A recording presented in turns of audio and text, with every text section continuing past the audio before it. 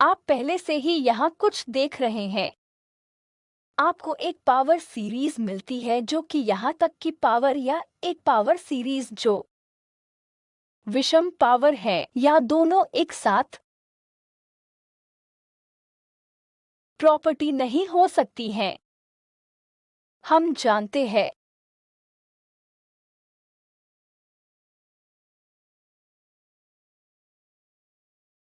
Property क्या है। जो हम देखते हैं कि प्रॉपर्टी में से एक है एक्स का v माइनस एक्स का v के समान है। ठीक है, और हम देखते हैं कि psi n एक्स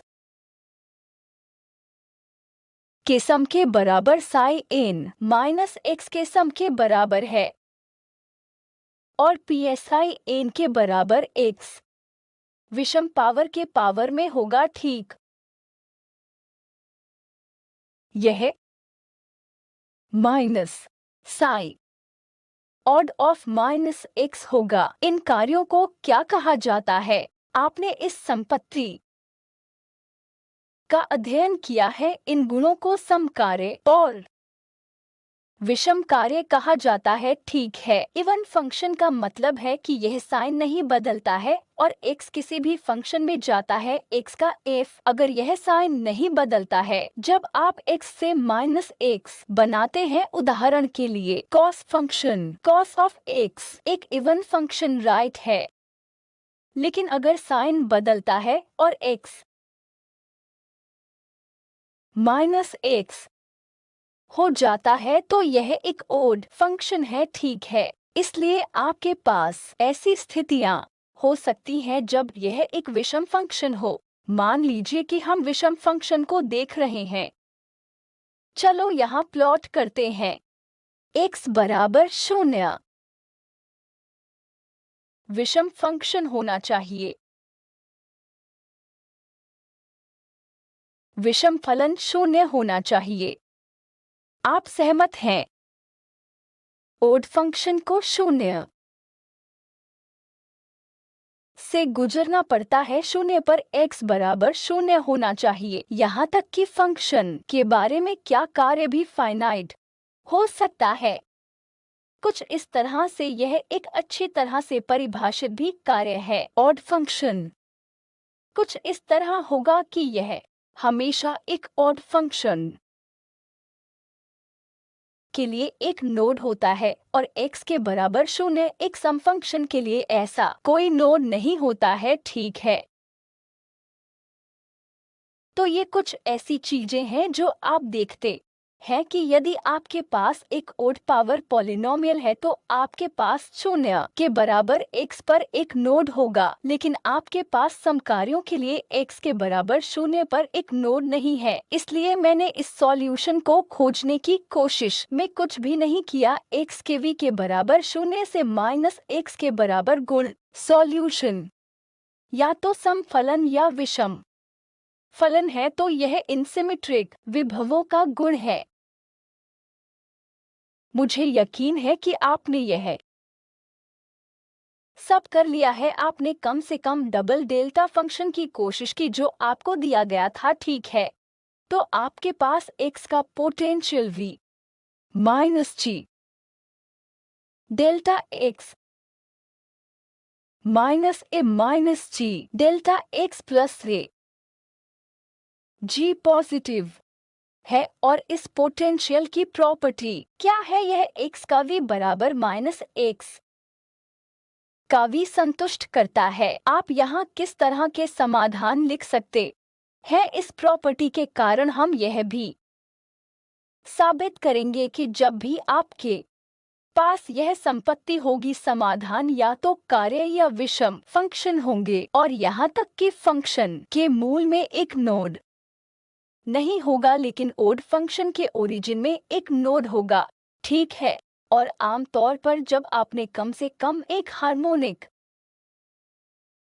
थरथराहट वाले में जमीनी अवस्था की ऊर्जा को ठीक करने की कोशिश की थी। अगर आपको याद है कि जब आप जमीनी अवस्था की ऊर्जा x शून्य के बराबर खोजने की कोशिश करते हैं तो शून्य होता है, ठीक है। शास्त्रीय रूप से संभावित ऊर्जा उस बिंदु पर विषम तरंग कार्यों के लिए एक नोड होता है, जिसका अर्थ है कि व्युत्पन्न कुछ ऊर्जा पैदा करने वाला है।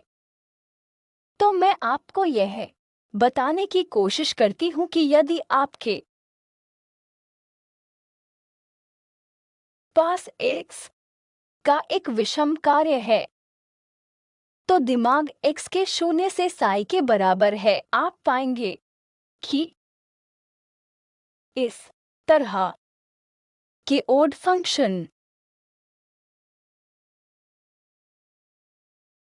की एनर्जी यहाँ तक कि कार्यों से भी अधिक होगी या समान रूप से आपकी जमीनी अवस्था psi शून्य x ऊर्जा का आधा h क्रॉस ओमेगा था, ठीक है। क्या यह सही है?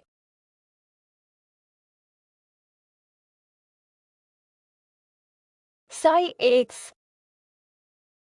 में से एक के साथ शुरू करने के लिए ऑड पावर्स है, इसलिए यह कुछ x गुणा e के समानुपाती है। शून्य से एक x वर्ग की शक्ति, यह एक अजीब कार्य है, ठीक है, जिसकी ऊर्जा आप दो तरीकों से निकाल सकते हैं। एक तरीका क्या है? इस तरंग फंक्शन को अपने समय में रखे स्वतंत्र श्रोडिंगर समीकरण x की शक्तियों की तुलना करें, ऊर्जा का सही पता लगाएं। आप ऐसा कर सकते हैं। यदि आप ऐसा करते हैं तो आपको क्या मिलेगा? E1 2b 3/2 h cross omega. इसलिए मैं केवल यह कहने की कोशिश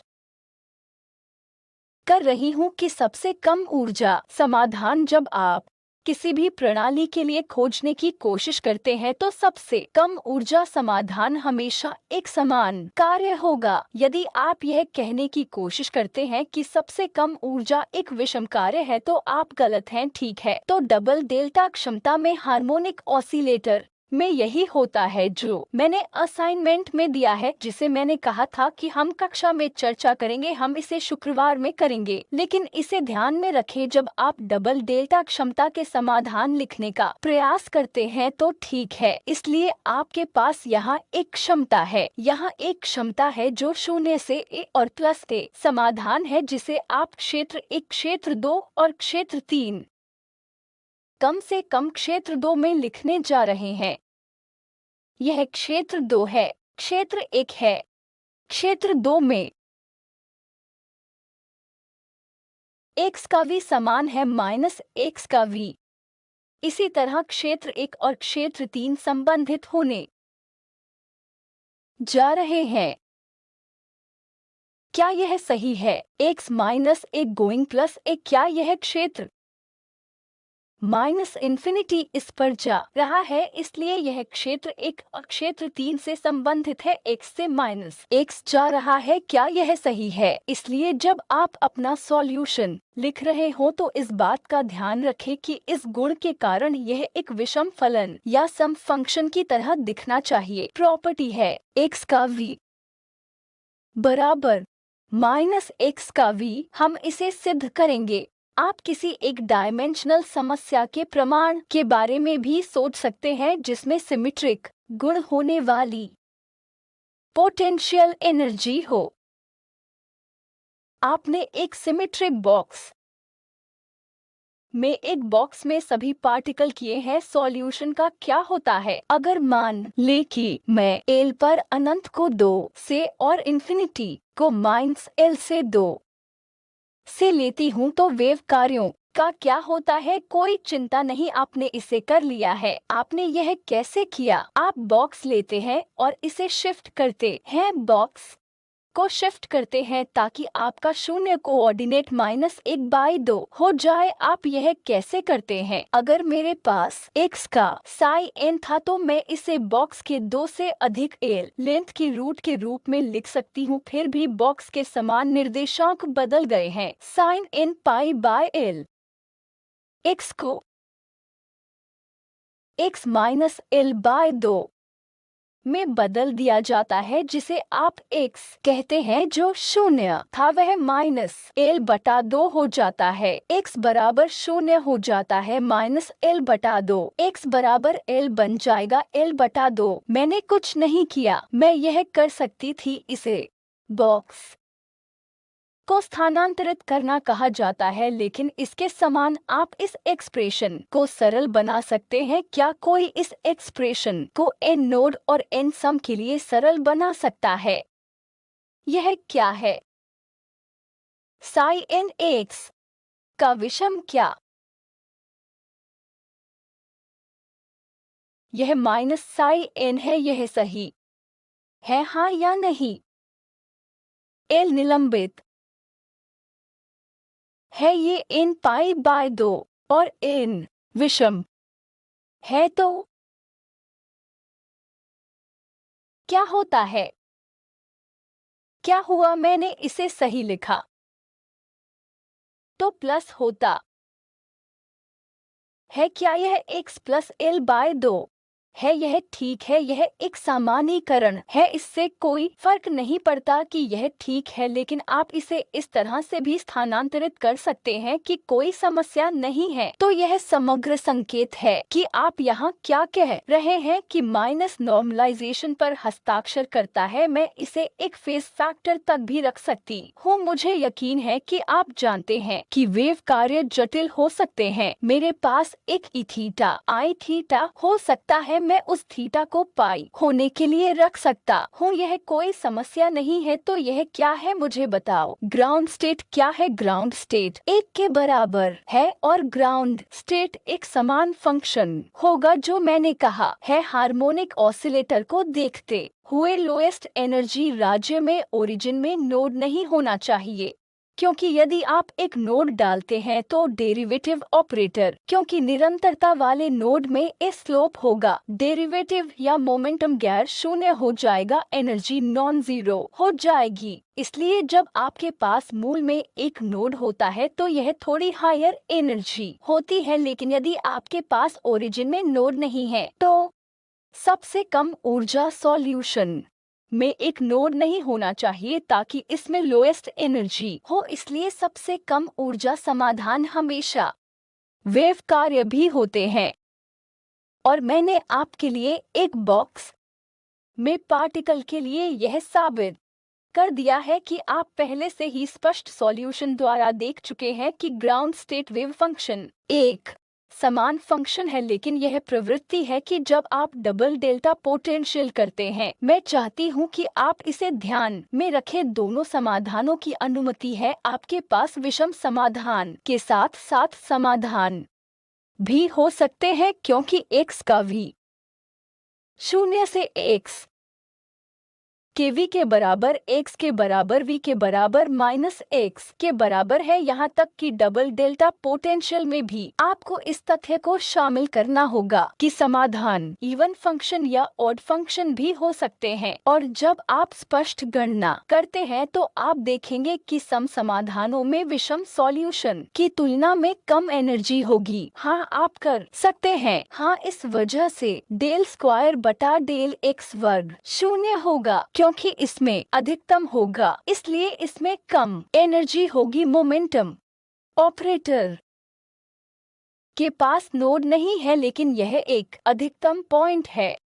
आप श्रोडिंगर को देखकर भी यह साबित कर सकते हैं कि हाँ, मैं चाहती हूँ कि आप इन बातों पर विचार करें। देखिए, मैं आपको एक बॉक्स में 2 उदाहरण पार्टिकल और हार्मोनिक ऑसिलेटर दे रही हूँ, और यह डबल डेल्टा पोटेंशियल इसे करने के लिए एक और गैर ट्रिवियल समस्या है। ऐसा करते समय आपको जानकारी को शामिल करना होगा यदि आपने सीखा है, इसलिए मैं इन 2 सरल उदाहरणों पर जोर देने की कोशिश कर रही हूँ जिन्हें आपने यंत्रवत देखा है, लेकिन मैं चाहती हूँ कि आप इसे इस तरह से महसूस करें कि जब भी आपके पास सिमेट्रिक पोटेंशियल V x के बराबर V के माइनस x के बराबर हो, आपको इस तथ्य को शामिल करना होगा कि श्रोडिंगर इक्वेशन का समाधान या तो समफलन होना चाहिए या विषम फंक्शन, जिसे आप सिद्ध कर सकते हैं। हम इसे भी सिद्ध करेंगे, लेकिन यह लोएस्ट एनर्जी अवस्था हमेशा एक समान फंक्शन होगी। यह भी कुछ ऐसा है जिसे देखकर आप महसूस कर सकते हैं 0 के बराबर x पर एक नोड। ये ऐसी चीजें हैं जो मैं चाहती हूँ कि आप एक बेहतर तस्वीर प्राप्त करें, ठीक है। यही कारण है कि मैं इन ज्ञात चीजों पर जोर देने की कोशिश कर रही हूँ जो आप पहले ही कर चुके हैं, लेकिन एक अलग नजरिए से। यह ठीक है कि मेरे साथ सब लोग ठीक है। तो बस संक्षेप में जमीनी स्थिति समाधान एक समान कार्य है, जैसा कि आप देखते हैं कि x 0 से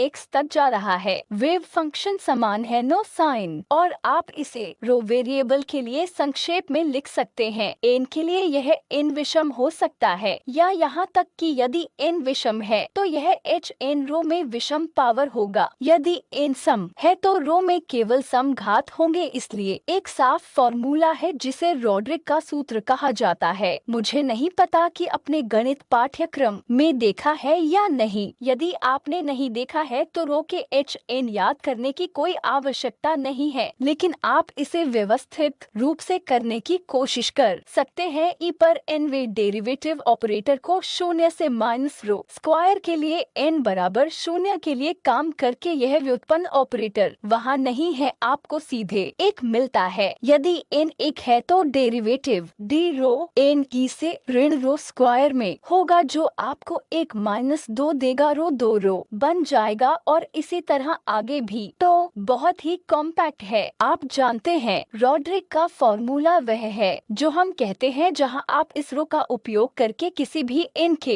लिए सभी पॉलिनोमियल शक्तियों को सीधे प्राप्त कर सकते हैं। तो बस रो के कुछ h n को सूचीबद्ध करने के लिए क्षमा करें, यह 0 होना चाहिए था। h रो का 0 1 होना चाहिए। रो का 1 2 रो है और h 2 का रो फिर से केवल शक्तियाँ होंगी, कोई विषम शक्तियाँ नहीं होंगी। इसलिए यह एक कांस्टेंट प्लस 4 रो स्क्वायर है। तो यह मैंने पहले ही दिखाया है कि एक बार जब आप श्रृंखला में कटौती डालते हैं तो आप स्वचालित रूप से पाते हैं कि एनर्जी को मात्राबद्ध किया जाना है, और जहां भी हम काटते हैं यदि हम 0 के लिए n+2 डालते हैं तो इसी एनर्जी को हम इस सबस्क्रिप्ट n कहते हैं, जो n+12 h+ओमेगा होगा, और आप उस तक एक पॉलिनोमियल श्रृंखला तक जाएंगे, ठीक है। h2 में उच्चतम पॉलिनोमियल शक्ति होगी जो कि रो स्क्वायर है। यदि आप h4 लिखना चाहते हैं तो उच्चतम बहुपद पावर रो घात 4 होगी और केवल सम घात होगी। मैंने आपको इस बात का स्वाद दिया है कि सॉल्यूशन कैसे देखा जाए और इन रॉड्रिक्स फॉर्मूला का उपयोग करके इन पावर श्रृंखलाओं को लिखने का तरीका कैसे प्राप्त किया जाए, ठीक है। यह अच्छा कॉम्पैक्ट है। आपको बस खेलना चाहिए और देखना चाहिए कि आपको सभी पॉलिनोमियल शक्तियाँ कैसे मिलती हैं। यह एक काम मैंने यहाँ नहीं किया है, जैसे कि एक बॉक्स में एक पार्टिकल में मैं चाहती हूँ कि आप वेव कार्यों के लिए ऑर्थोनॉर्मलिटी की कंडीशन की जांच करें, जहाँ रो के h n की ऑर्थोनॉर्मलिटी एक महत्वपूर्ण भूमिका निभाएगी। रो के इस h n भले ही मैंने वास्तव में निर्दिष्ट नहीं किया है, उन्हें साहित्य में हर्मिट बहुपद कहा जाता है। इसलिए कृपया ऑर्थोनॉर्मलिटी कंडीशन की जांच करें। इसलिए एक ही प्रक्रिया, यदि आप एक आयाम से 2 डायमेंशनल हार्मोनिक ऑसिलेटर तक जाना चाहते हैं तो वे वियोज्य है या वियोज्य नहीं है। वे वियोज्य है, ठीक है, वे वियोज्य है। तो आप अपना समाधान 2 क्वांटम संख्याओं nx और ny के साथ लिख सकते हैं, और आप एनर्जी का कुल solution nx plus half h cross omega plus ny plus half h cross omega के रूप में भी लिख सकते हैं। उन्हें आपको nx plus ny plus 1 h cross omega देने के लिए जोड़ा जा सकता है। और दो वेव कार्यों का एक प्रोडक्ट है। फॉर्म बिल्कुल आपके एक डायमेंशनल हार्मोनिक ऑसिलेटर के समान है, केवल चर x को वेरिएबल y और उपयुक्त क्वांटम नंबर से बदल दिया जाएगा। इसलिए एक बार जब आप दो आयामों में जाते हैं तो विशेषता क्या होती है? इसलिए किसी भी स्तर की गिरावट को एक पूर्णांक n x प्लस ny दिया जाता है। मैं इसे कुछ इंटीजर n कह सकती हूँ। एक पूर्ण संख्या यह शून्य भी है। आप मुझे यह बताने का प्रयास कर सकते हैं कि इसमें से दो भागों को कैसे डिवाइड किया जाए। दो टुकड़ों को विभाजित करना, आप एक विभाजन डालते हैं, एक पूर्णांक दिया जाता है, इन इंटीजर के साथ एक संख्या रेखा लेते हैं और आप कहीं बीच में एक डिवाइड डालते हैं। इसलिए जहां आप इस विभाजन को रखते हैं वहां कितनी संभावनाएं हैं? n+1 संभावनाएं। तो आपके पास कुल n को शून्य में विभाजित किया जा सकता है और n1 और n-1 और इसी तरह। तो यह निर्भर करता है कि आपने विभाजन को कहाँ रखा है ताकि आपको पतन के रूप में n+1 मिले। क्या यह आपके लिए स्पष्ट है? अगर आप 3 डायमेंशनल हार्मोनिक ऑसिलेटर करना चाहते हैं तो क्या होगा? एनर्जी आइजन वैल्यू क्या होगी?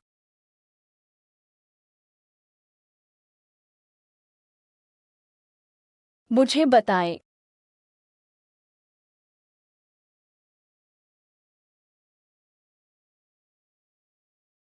कि यह सही है। मैं n को nx plus ny plus nz माना, इसलिए यदि मैं एक विशिष्ट एनर्जी En ज्ञात करें, संभावनाओं की संख्या कितनी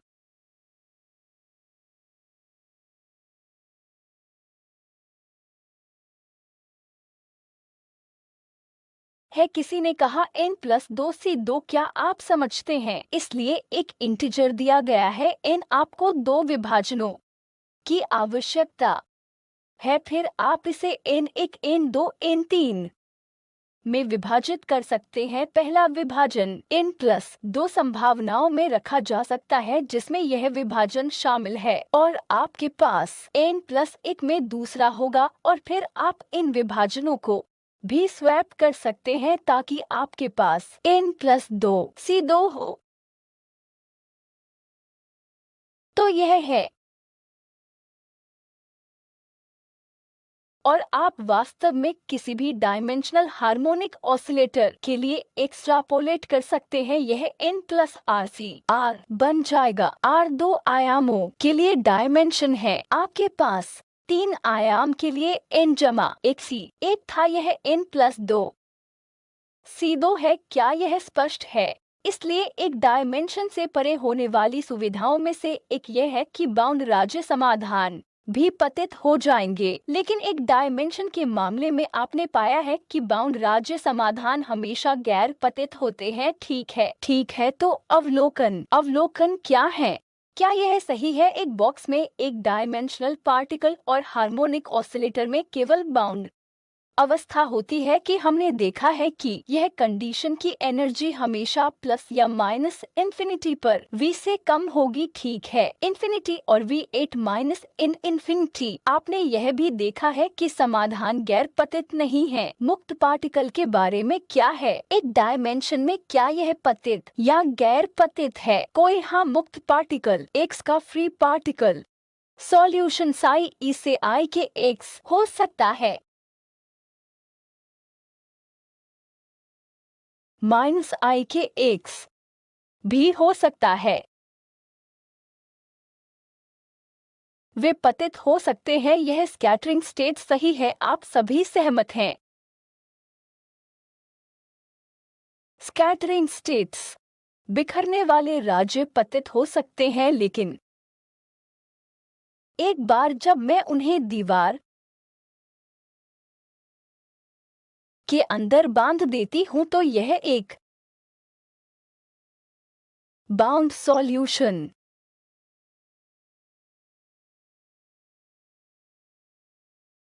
बन जाता है जो गैर पतित होता है, जिसके दो समाधान हो सकते हैं। तो क्या हम इस कथन को साबित कर सकते हैं? और एक डायमेंशन में बाउंड राज्य समाधान हमेशा अपरिवर्तनीय होते हैं, क्या आप इसे साबित कर सकते हैं? ठीक है, एक बार जब हम एक आयाम से आगे जाते हैं तो हमने 2 डायमेंशनल हार्मोनिक ऑसिलेट और 3 आयामी हार्मोनिक ऑसिलेटर देखा है। हम देखते हैं कि ये समाधान खराब हो गए हैं। ठीक है, क्षमा करें, पता नहीं मैंने इसे क्यों रखा। ठीक है, तो यह भी कुछ ऐसा है जो मैं चाहती हूँ कि आपको पता चले कि पार्टिकल एनर्जी स्थानीय न्यूनतम से कम हो सकती है, लेकिन वैश्विक न्यूनतम नहीं हो सकती है। इससे मेरा क्या मतलब है? अगर मान लीजिए कि मेरे पास इस तरह की क्षमता है जो एक वैश्विक न्यूनतम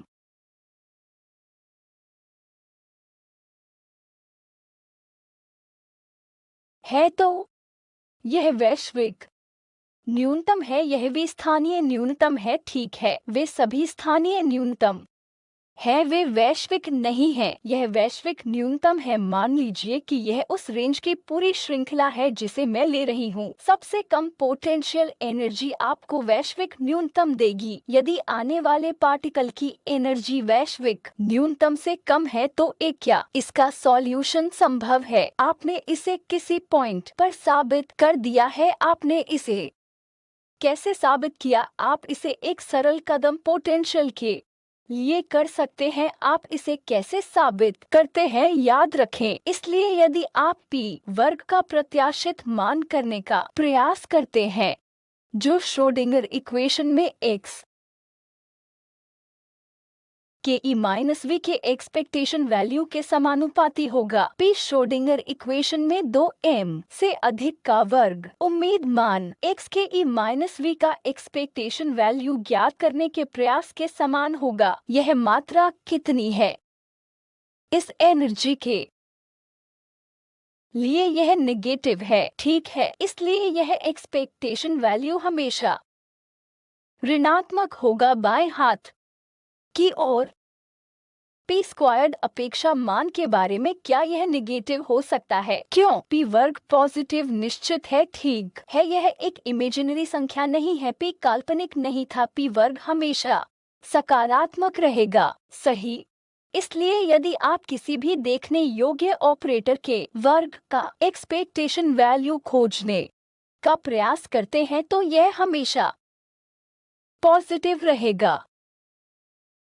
श्रोडिंगर इक्वेशन कहता है कि यह इसके समानुपाती होना चाहिए। वास्तव में आनुपातिकता कांस्टेंट एक पॉजिटिव संख्या है। ठीक है, इसे आपके लिए नहीं लिख रहा है। कृपया जाकर इस अंतर को भरें। दाहिने हाथ की तरफ नेगेटिव है, बाएं हाथ की तरफ पॉजिटिव है, जो एक विरोधाभास है, जिसका अर्थ है कि आपके पास एक पार्टिकल की एनर्जी वैश्विक न्यूनतम से कम होने के लिए स्वीकार्य सॉल्यूशन के रूप में नहीं हो सकती है। ताकि मैं आपके लिए एक सरल प्रश्न पर आ जाऊं, यदि मान लीजिए मेरे पास एक डेल्टा फंक्शन पोटेंशियल है, वैश्विक न्यूनतम क्या है? यदि आप चाहें तो शून्य से माइनस इन्फिनिटी की तरह है, तो क्या हमारे यहाँ बाध्य राज्य हो सकते हैं? अनुमति दी गई है या अनुमति नहीं है? आप भ्रमित क्यों हैं कि आपने इसे किया है? इसलिए इसकी एक बाउंड स्थिति है। आपने इसे किया है, एनर्जी शून्य से कम होगी, लेकिन यह निश्चित v से वैश्विक न्यूनतम से अधिक है। आप सभी सहमत हैं? प्लस या माइनस इन्फिनिटी पर पोटेंशियल शून्य है। चलिए ले ठीक है। बाउंड राज्यों के लिए वैश्विक न्यूनतम माइनस इन्फिनिटी है। ई प्लस इन्फिनिटी पर v से कम होना चाहिए और माइनस इन्फिनिटी पर v, यह सही है। बाउंड अवस्था के लिए ई माइनस इन्फिनिटी पर v से कम और प्लस इन्फिनिटी पर v से कम होना चाहिए। इसलिए ई प्लस इन्फिनिटी और माइनस इन्फिनिटी शून्य है। ई नेगेटिव होना चाहिए, लेकिन ई वैश्विक न्यूनतम से अधिक होना चाहिए। तो आपके पास इस तरह पार्टिकल की ऊर्जा हो सकती है, इसलिए बाउंड अवस्था संभव है। ठीक है, आप सभी सहमत हैं?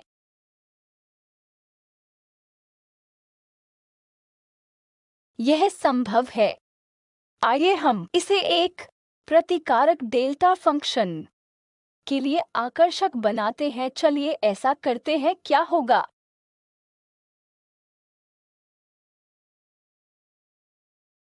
अब मुझे बताओ कि क्या इसकी एक बाउंड अवस्था होगी, क्या इसकी एक बाध्य अवस्था हो सकती है। वी वैश्विक क्या है। यह बाध्य अवस्था के लिए वैश्विक न्यूनतम भी है। E प्लस इंफिनिटी और माइनस इंफिनिटी पर V से कम होना चाहिए, इसलिए E 0 से कम है। V वैश्विक न्यूनतम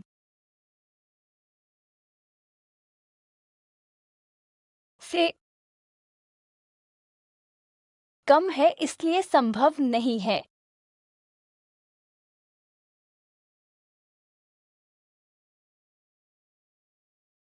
इसलिए मैंने कुछ नहीं किया, मैं पहले के थ्योरम का उपयोग करती हूँ कि आपके पास एक पार्टिकल की एनर्जी वैश्विक न्यूनतम से कम नहीं हो सकती है। मैंने बाध्य राज्य की स्थिति के बीच विरोधाभास देखने की कोशिश की और यह एनर्जी को संतुष्ट नहीं करता है।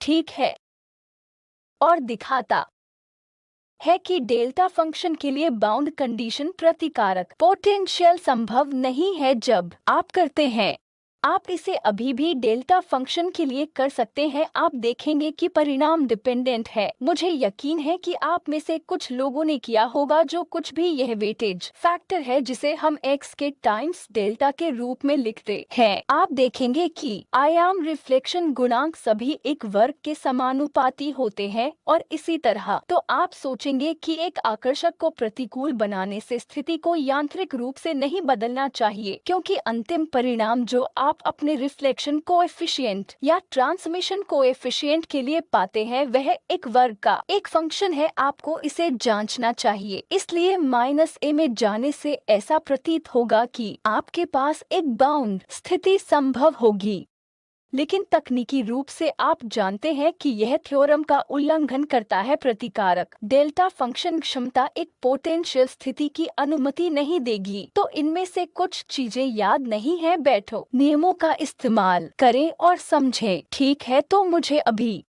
अंतिम रूप देने दे ताकि इनमें से कुछ चीजें मैंने आपके लिए पहला ही साबित कर दी है, या कम से कम आपको एक संकेत दिया है। p वर्ग का प्रत्याशित वैल्यू ज्ञात कीजिए जो x के e-v का एक्सपेक्टेशन वैल्यू दिखाया गया है, और आप दिखा सकते हैं कि पार्टिकल की एनर्जी v वैश्विक न्यूनतम से कम होना असंभव है। और एक डायमेंशनल बाउंड स्थिति वाली समस्याओं के लिए x के v का पालन करने की क्षमता के साथ इसे सिद्ध कहा जाता है। हम इसे अगली कक्षा में करेंगे। आप दिखा सकते हैं कि स्टेशनरी स्टेट कम से कम एक बॉक्स में पार्टिकल के लिए एक सिमेट्रिक बॉक्स -L से 2 से +L/2 और साथ ही एक डायमेंशनल हार्मोनिक ऑसिलेटर के लिए मैंने आपको यह दिखाने की कोशिश की है कि सॉल्यूशन या तो विषम कार्य है या कार्य भी है, लेकिन हमें अभी भी यह साबित करना है कि हमने यह भी साबित नहीं किया है कि एक डायमेंशन में एक बाउंड राज्य समाधान गैर पतित है। इन दोनों को हम साबित करने की कोशिश करेंगे और साथ ही हम शुक्रवार को डबल डेल्टा फंक्शन भी करेंगे। कृपया कोशिश करें और इसके बारे में सोचें और व्याख्यान में आए ताकि हम सक्रिय भागीदारी कर सकें। एक बंधी हुई अवस्था है, एक डायमेंशनल बाउंड राज्य की समस्याएं गैर पतित होती है। अन्य एक x के v और 0 से -x या विषम और यहाँ तक कि कार्यों का समाधान है। तीसरा एक डबल डेल्टा सिमेट्रिक आकर्षक पोटेंशियल है जो एक बाध्य स्थिति के लिए अनुमति देगा, और हम यह समझना चाहते हैं कि कौन सा एक अनुमत कार्य विषम कार्य या यहाँ तक कि कार्य भी होंगे और शासन क्या है और यह कौन सा हिस्सा है। ठीक है।